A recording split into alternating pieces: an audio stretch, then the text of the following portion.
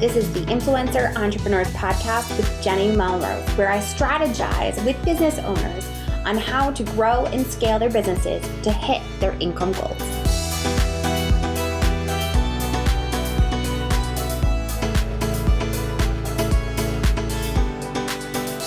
This is episode 238 of the Influencer Entrepreneurs Podcast with Jenny Melrose. Today, we're going to be diving into how has the past year affected programmatic advertising or ads. And we're going to be talking with Megan Rafferty of Newor Media. This is a sponsored episode. I was so excited to be able to connect with Megan, to be able to bring her knowledge and to share another ad network that is available to entrepreneurs that have websites that could possibly be making income from their ads. All right, you guys, let's dive in. Hi, Megan. Welcome to the podcast. Hi, thank you for having me. I'm so excited. Yes, I am excited about this conversation. Being someone that has been like a veteran, I feel like in ads, because I started my lifestyle site in 2009, I always feel like I can learn more about how the ads are working, why we're using ads on our sites. So I'm excited about this conversation. But before we jump into that, will you introduce yourself and your business to my audience? Absolutely. My name is Megan Rafferty, and I am the operations director at Newor Media and one of the co-founders of the company. What we do at Newor Media is we are an ad management service. So we do digital ads, and we work with website owners, bloggers, publishers on their digital ads to make sure that they're making the most money that they possibly can from their ad setup and from their website. So originally, we actually started out as a web development company. This was a long time ago, and we sort of made the transition on our own from working with web development clients and building websites for other people to owning our own websites. So we had a portfolio, at one time we had about 30 sites that we owned. And as website owners, we found that we weren't super happy with the options that were available to us in terms of how to monetize our site, especially with regards to ads. So we had all this web development experience, and we just sort of thought, maybe we can build something that works better. So we built out a product, we got it live on our sites. It ended up working really well, and we were really happy with it. So we started offering it to some people that we knew in the industry. And it really took off from there pretty quickly. So that was about 4 years ago. And now we work with hundreds of different sites across all different verticals and categories. And like I said, our job is really just to make sure that website owners know that they're getting the most out of their ads and they're making the most money that they possibly can. So I know one of the questions that my audience is going to be thinking in the background, and I'm going to be mad at me if I don't ask this right away and wait till the end. So I'm going to ask it right now. Do you have a threshold that you need to meet page view wise in order to become part of your program? We do, yeah. So the minimum requirement is 30,000 sessions a month. So it's not exactly the same as page views, but any site around that size we can work with. If you're a little bit under, we might be able to get some approvals for you. But the reason that we have that threshold is just because a lot of the networks that we work with won't approve a site that's smaller than that. And that is 30,000 sessions per domain. So if you have a site that has like 10,000 sessions and another site that has 20,000 sessions, it doesn't really add up to 30,000. Like that's not how it works. Unfortunately, it has to be 30,000 sessions per domain. Okay. Yep. That totally makes sense. And I'm glad that I asked that so that we can get that out of the way and get into So one of the things that I wanted to ask is what is programmatic? I keep trying to stumble over that word for some reason. What is programmatic advertising? So programmatic advertising, it is a term that you might not have heard before, but I guarantee you that most people listening to the podcast know what programmatic ads are. So essentially, it's just ads. It's a way of buying and selling ad space that's fully automated through software. So as opposed to when you're doing direct deals and you're working with someone from a company and you're negotiating terms to put their ads on your site, with programmatic ads, everything is fully automated and it's done instantaneously. So you don't really have to have that human contact element. The reason that programmatic ads are really popular and the reason that they're so successful is because they are retargeted. So everyone probably knows how targeting works as well, but it's like if I was on Google searching for like laundry detergent or fabric softener or something, and I clicked onto a few sites, and then the next time I went on social media or the next time I went on a blog site, I might get an ad for like Tide or something like that. So that's how retargeting works. You're getting ads that are relevant to your own browsing experience. Mm-hmm. And that's why advertisers love it, because they are able to reach their target audience really quickly, really efficiently. And it's good for publishers too, because you can make money from your site and sell ads without actually having to do that much work. Right. So what are the different ways that programmatic advertising can be used on a website? Because I know people come to a website, there's all these different ways that they can be, and some of it can be very overwhelming. So to go along with that, I'd love to know which one is your favorite to use as well. Totally. So I think when you go on a website, basically what you're going to see are banner ads, regardless of how the ads are being used on the site.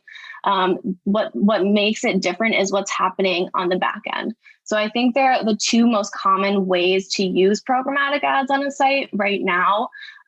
Is you can either use AdSense, which is Google's programmatic solution, or you can work with an agency and use a header bidding solution.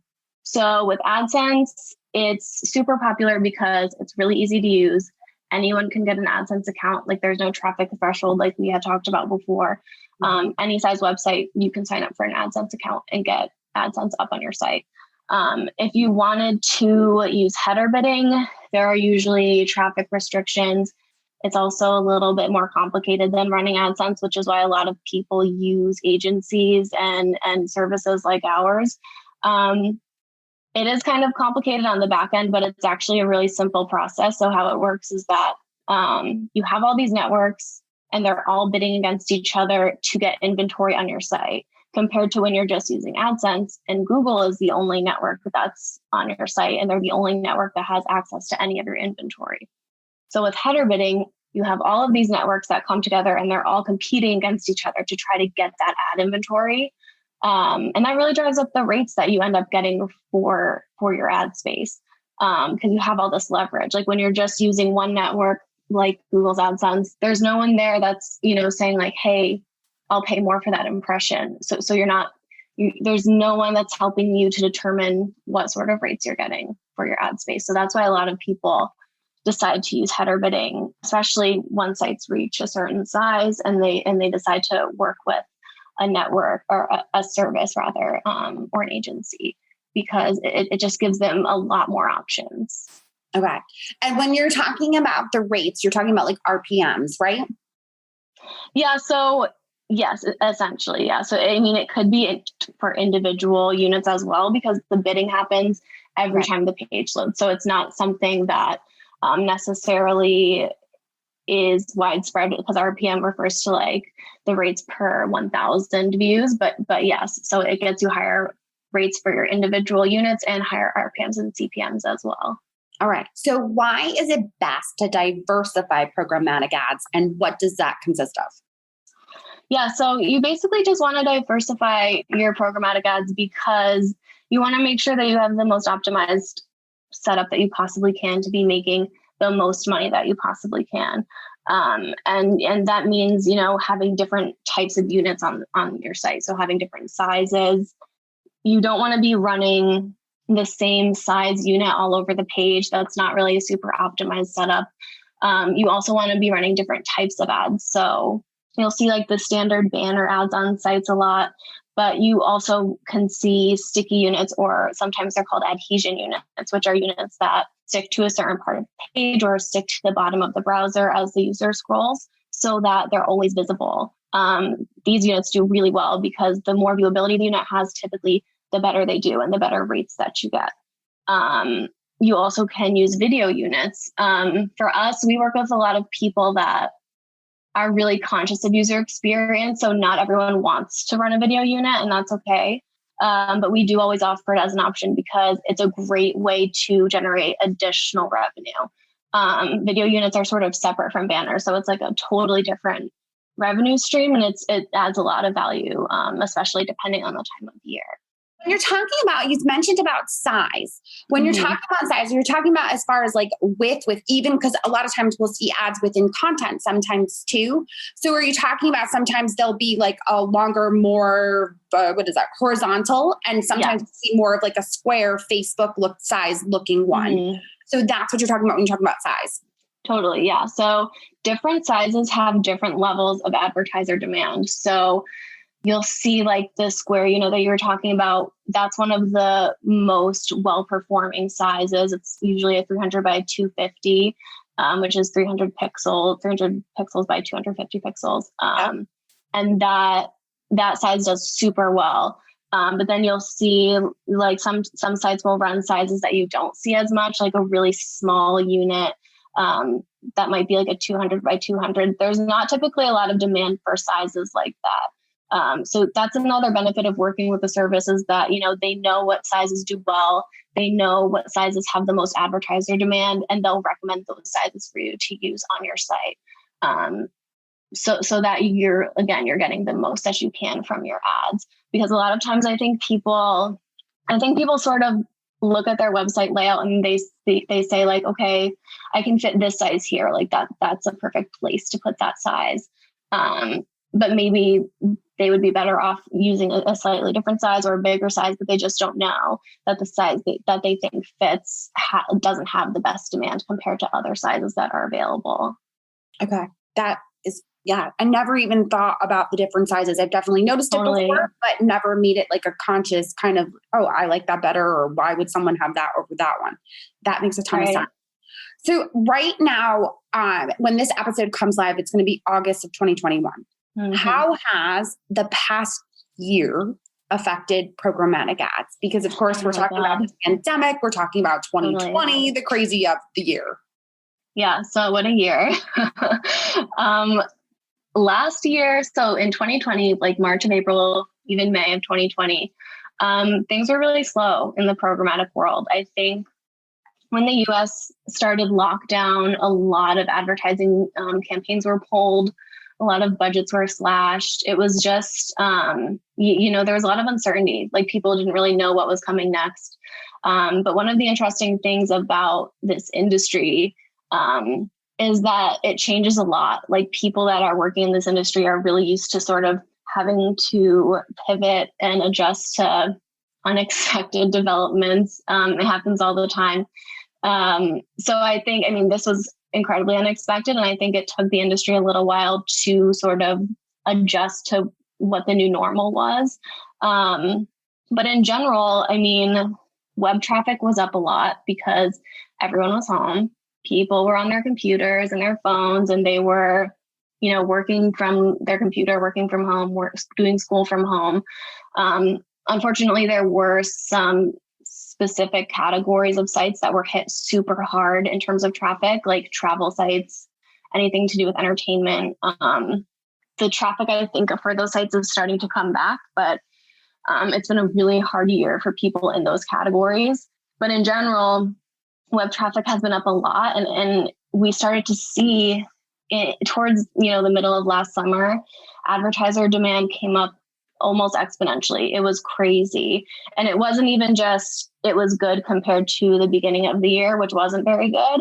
It was good just in its own right. And we're even seeing that continue, like the trend has continued. We weren't sure at the beginning of the year, what was going to happen, because usually the beginning of the year in general just isn't that great. And there was a drop, as there always is, but it seemed to come back quicker this year, even than it did previously before the pandemic. So things are looking good. I think that it's a great time to be in the digital ad space. I think a lot more advertisers have been investing more and allocating more of their budgets into programmatic and digital ads just because, it's an easy way to reach people in their own homes. And honestly, so if this comes out in August, assuming there are an Olympics in August, which there are supposed to be, that's going to be a huge campaign. So the summer should be pretty good leading into Q4, which is always great. So yeah, it's been a crazy year for everyone, but I think this is a pretty good place to be. If I had to pick a place to be in, an industry to be in, I don't think I could have picked a better one. So the next question that I know my audience is going to want to know is privacy regulations. We keep hearing about that ads are going to change. We're going to see the site blockers coming up. Can you talk a little bit about how the privacy regulations that are coming forth are going to affect what we're seeing with programmatic ads? Yeah, so there's a lot of changes coming. What happened in Europe, this would have been 3 years ago, I think now, with GDPR. It made a huge difference for European traffic, to the point where demand for European traffic really sort of fell off a cliff. I think what's happening in the US is not the same as what happened there. I know it's kind of scary. But we already saw what happened in California with California's privacy regulations that I think went into effect at the beginning of the year officially. And it hasn't really made a huge impact on earnings. So I think the way that privacy regulations are being rolled out here is a lot more friendly to publishers and advertisers. At the end of the day, this is $1 billion industry. I don't think there's going to be changes that are so severe that it's going to do to the industry what happened in Europe. But that's another benefit, again, of working with an agency or a service is that, as a publisher, you wouldn't have to worry about anything like that because we handle all of that on our end, like all of the compliance stuff. So all of our ads are totally GDPR compliant, CCPA compliant, which is the California privacy regulation. So yeah, we're always trying to stay ahead of what's coming next so that we know that we're prepared and that our publishers are prepared and everyone is good. So yeah, I wouldn't, for right now, it's definitely something that you have to be thinking about, but I just wouldn't be super concerned about how it's going to immediately affect earnings or anything like that. Because like I said, it's a big industry, and I think it will be a priority to sort of keep that going. Yeah, I think anytime there's a new change, whether it's a Google algorithm update, whether it's an Instagram algorithm update, we all start to panic and think, why do we have to change? Why do we have to? Scary. Yes, absolutely. Yeah. Especially when it's nothing beyond our means that we can really control. So I think just referring it, like you're saying, having that open communication, making sure that you're educating yourself, listening to podcast episodes like this, that kind of keep you informed. Definitely. And like the difference between a Google algorithm update and something like this, like with the Google updates, I think it's really scary because it's unknown and it seems sort of arbitrary a lot of the times. But with this, like this is a government regulation that you can follow. You know what I mean? Like there are things you're supposed to do and you do them and that's it. It's not like some unknown entity is just like going to change everything all at once. Excellent. So how does Newor Media get started with publishers? Like, what's the best way? Like, if you're getting to a point where your sessions are close to that threshold, what's the best way to get started? So the easiest way to get started with us is just to go on our website. It's newormedia.com, and that's NEWOR media. We have a big sign up button. You can't miss it. And there's also a button that says partner with us. So that just takes you to a form that you can fill out. You put in your URL and your email address. And once you submit that, someone on our team will get back to you pretty quickly. And we do also have a chat feature on our website. So if you wanted to, you could chat in, and one of our publisher representatives will talk to you, if it's during business hours, which is kind of cool. So either of those two ways are great ways to get in touch and get started with us. Okay, perfect. We are going to make sure that we link to those in the show notes that everybody can hop over and fill out that application, especially if they're getting close to those session views. We know that traffic usually starts to spike as we get into quarter 4 and we're within August. We're right there for quarter 4. Perfect. Yeah. Yes, it's perfect timing. Where are the best places to connect with you outside of the website? Do you guys also have an Instagram? What would be the best spot? So we do have the LinkedIn page. We don't have a ton of social media only because, we're a really small team and it just didn't feel like it was necessary for us for a really long time. Because we just weren't sure, that we had a lot to add. We really focus on our publishers and we try to let the work speak for itself. So we don't have a huge social media presence. We are, starting to get out from our little rock a little bit. So maybe by August we will. But right now, the best place to connect with us is probably our website. And we do have a LinkedIn page as well. All right. Excellent. We will make sure to link to both of those in the show notes. Megan, I appreciate you so much for taking the time to speak with me and my audience. There's just so much valuable information that we're able to garner from this. I appreciate it. Awesome. Thank you. I'm so happy to be here. Thank you so much. Of course. All right. Well, there you have it. Megan just brought forth such great information when it came to programmatic ads. And I know some of these terms might have seemed a little techy. I even had to say to her in the beginning of the episode, how do you say that programmatic word? I wanted to make sure I was saying it correctly, but a lot of us that have been doing ads for so long, we just call them ads. And to have a better understanding of the size and the things that really truly matter was just an important conversation to have. Plus, I wanted to make sure that we really dove into this whole idea of how it has affected the past year, has made an impact on ads and what we can look for moving forward. So I know you guys always take your time. You're such great students. I also wanted to ask you if you'd be willing to share a rating and a review on iTunes or your favorite podcasting app about the podcast. It helps so much to be able to get great guests like Megan to be able to comment and share her knowledge and make sure that we are educated in the business that we are trying to scale and grow. As always, I appreciate you guys so much. And until next time, I will see you all then.